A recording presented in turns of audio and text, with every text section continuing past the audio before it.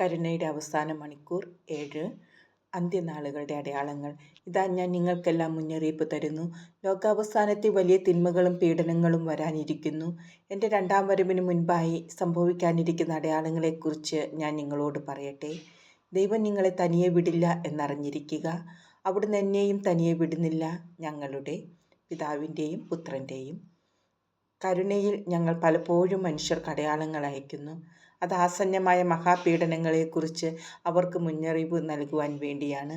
ദൈവം തൻ്റെ വിധിയുടെ ന്യായാസനത്തിങ്കൽ വച്ച് തങ്ങൾക്കെതിരെ പുറപ്പെടുവിക്കാനിരിക്കുന്ന ശിക്ഷാവിധികൾക്ക് പകരം തങ്ങൾക്ക് അവിടുത്തെ കരുണ ലഭിക്കാൻ കാരണമാകും.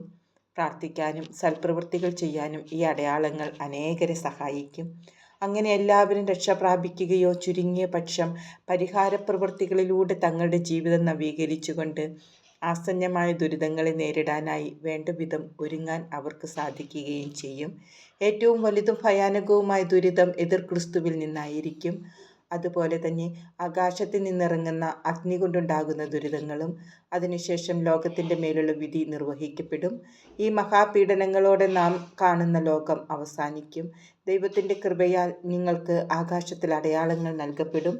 സൂര്യനിലും ചന്ദ്രനിലും നക്ഷത്രങ്ങളിലും അവ ദൃശ്യമാകും.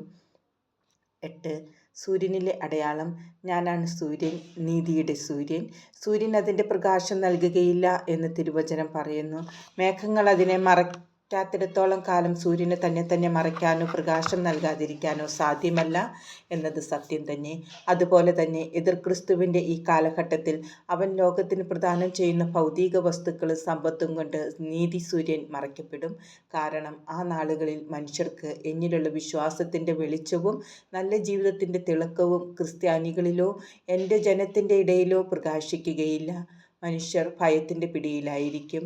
തങ്ങളുടെ അധികാരം, പദവികൾ, മതപരമായ ബഹുമതികൾ, സമ്പത്ത് എല്ലാം നഷ്ടപ്പെടുന്നതിനെയോർത്തുള്ള ഭയമായിരിക്കും അത്.